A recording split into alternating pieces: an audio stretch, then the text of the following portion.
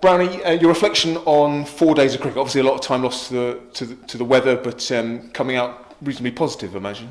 Really positive. Yeah, it's been just an unbelievably chaotic week leading up to it with all the COVID cases and the injuries, call-ups. So I'm really proud of everyone at the club, actually. You know, the coaches, the way they've handled it, everybody have really knuckled down. The boys that had to come in at very short notice, you know, probably focusing on the blast games, haven't been involved in too much championship cricket. The attitude was outstanding. You know, people could have had excuses or all that was going on off the field. So I'm so positive how we played our cricket this week. I think it speaks volumes for the spirit we have up there in the camp. Yes, it's been a difficult campaign results-wise in 4-day cricket, but the spirit was fantastic this week, and to find a performance like that was really outstanding. And you know, probably given the rain, we would have been pushing for a victory. I was going to say, with getting Glamorgan 5 down there, when they weren't even really going for the score, if we hadn't lost over 100 overs to rain, then that could have been a famous victory for this young side. Well, young side, but also some older guys who haven't played much cricket this season.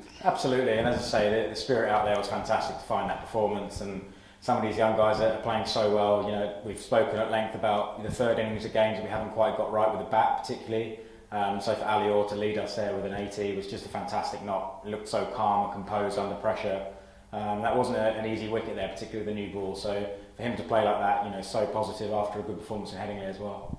Well, you mentioned Ali, but then also Dan as well with another half century, age 16. And he looks absolutely at home playing first class cricket. Fantastic, isn't it? It's just, you can hardly believe he's 16. Just so composed, so calm, plays the ball under his eyes. I thought Ollie Carter came in on debut, didn't get the score he wanted, but again just looked at home, looked really, really calm out there, and looked the part. You wouldn't have even known he was on debut. So yeah, so many positives from the week. Yes, it would have been lovely to wrap up a victory there, but it was always going to be unlikely with the rain. But a hugely good week.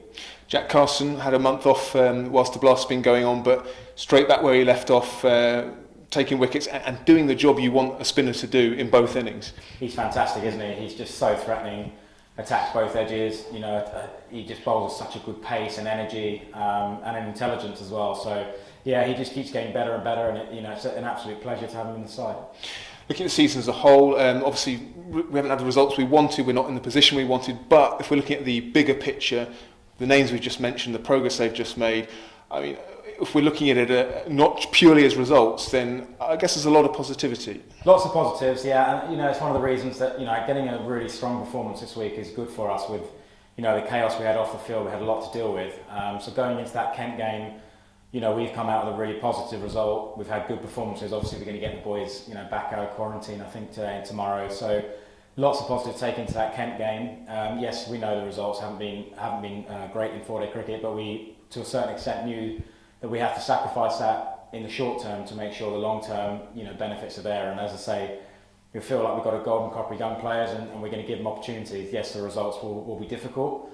But there's performances like this today over the last 4 days give so much hope, and as I say, going into that Kent game, we've got another chance to get a win. Inevitably, whenever there's a declaration involved, everyone has an opinion. Just talk us through the thinking behind the when of the declaration today. Yeah, look, there'll be a debate about it, I'm sure, and always when you get into that position, you go, why didn't you declare earlier? But we wanted about 50 overs to give them a run chase. We thought they might be pretty keen to go for the runs. And we didn't actually expect the wicket to deteriorate quite as much as it did there, and it actually really spun nicely. But we're also, we're down on bowlers. There is a reality to that. And we felt that a strong draw, worst case scenario, would really give us a lift going into next week, particularly with the chaos off the field.